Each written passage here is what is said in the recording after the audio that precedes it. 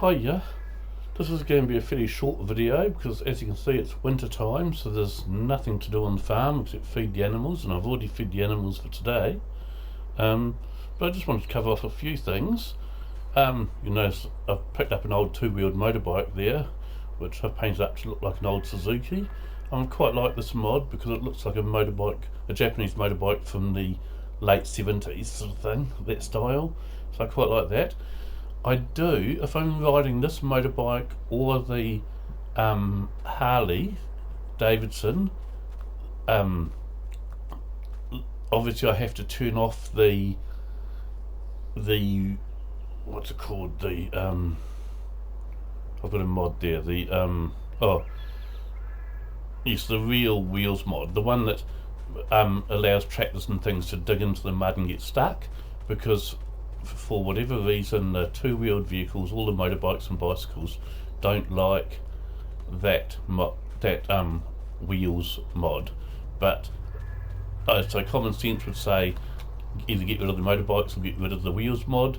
I happen to like all of those, so all I end up doing is just load up the game with that mod turned off if I want to ride a motorbike, and if I don't want to ride a motorbike in the episode I'm doing, then I can leave that mod turned on. So that's what I do. Just checking on the paddocks I peed in, and they seem to be going along okay, so that's good. Couple of things I wanted to cover off on this video. The first one is, you may recall that AK bought this Harley in the last episode, and his wife was making him get rid of it. Well, funny, but AK and I quite often talk offline, so it's not just the comments I read that he writes in these videos, but there's other things that I hear from him about as well. And he mentioned that in real life it would be the exact opposite. The wife would be like, no way, you're getting rid of that Harley.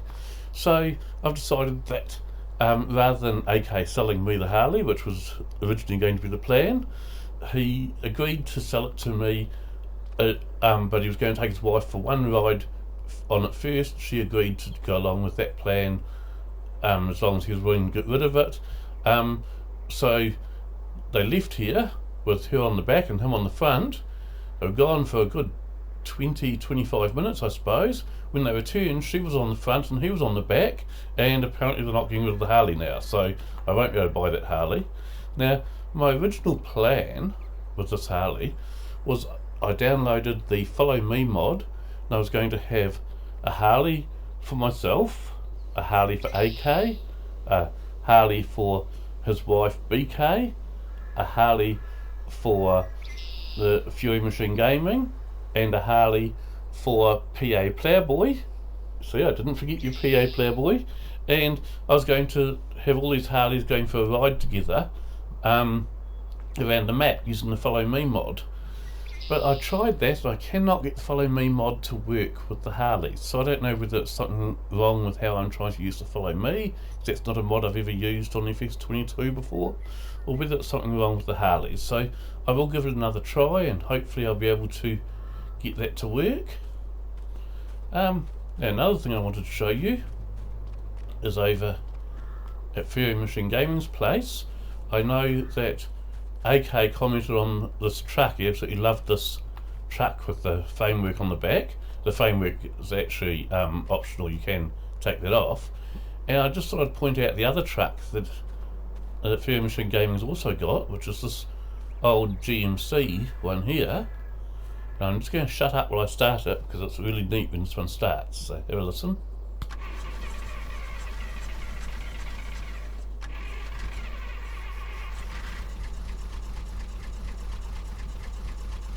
There you go. So this is an old GMC mod. It's made by the same people as make that old Ford mod there, which is OK Used Mods. They make really, really good American stuff. A lot of American buildings, but yeah, they also make this old GMC truck here and the old Ford truck there. And I normally talk about a place in New Zealand during my videos, so I thought I'd mention Raurimu. Now, Raurimu is quite famous in New Zealand for the Raurimu Spiral, which is a railway spiral, and I'm going to explain a wee bit about this. So basically what happens, and I'm going to show you some pictures in a minute as well, okay, is that in the North Island, between the volcanic plateau and the Whanganui River, there's a height difference of, and I'll just bring this up here, where are we? So it's near National Park, and to get from there's a point there where in a distance of 200 metres, which is 660 feet, there's a height difference of 200 metres between those two places, and they're only 5 kilometres or 3.1 miles apart. Now, to put a piece of straight railway track between those two places, they would therefore have a gradient of 1 in 24. So that means you'd go 24 units across and 1 unit up. Now, a 1 in 24 gradient is far, far steeper than any train can go up, or any train that's not a cog railway. Trains can't normally go above 1 in 50. So they had to build what's called the Raurimu Spiral, which is a single track piece of track that goes between these two places, because when they were building it, and it was built back in 1898, so way before there was such a thing as any helicopters or anything like that, okay, they looked at how far out of their way they'd have to go first in order to get it to a place where they could do a gradient that was less than that, and it turned out that they would have had to travel 12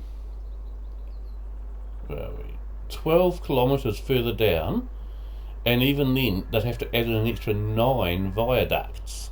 Now, New Zealand's not a big place, it doesn't have a large population, so 9 viaducts would have made the price sort of astronomical. Of course, if it was just a road, they'd just zigzag it up the bank kind of thing, but you can't kind of do zigzags with a train because they can't turn that sharp a radius.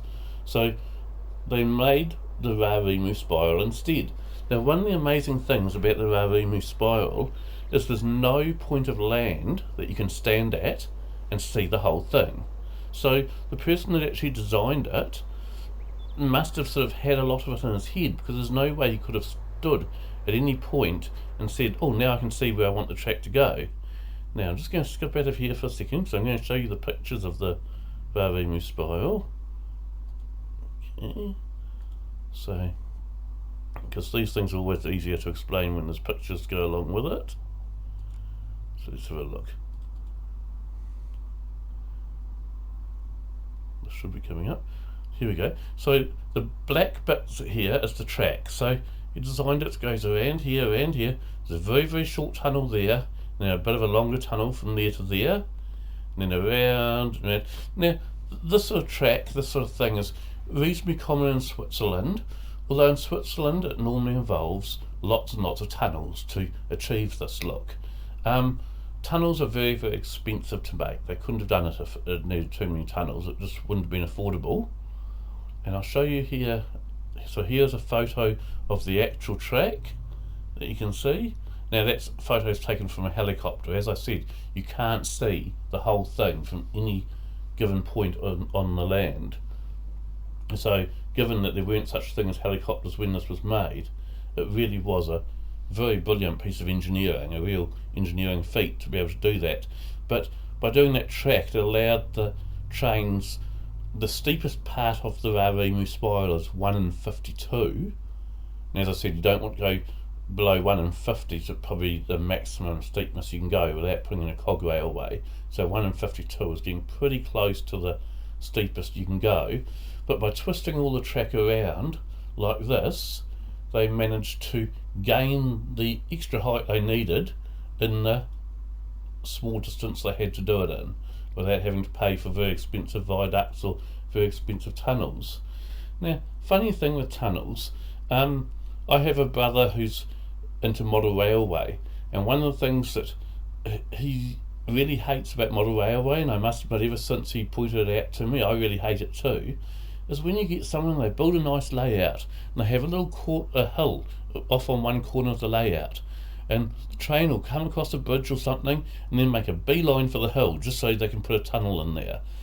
Now in real life, of course, you do just about anything you can to avoid putting a tunnel in, since tunnels are so expensive to make.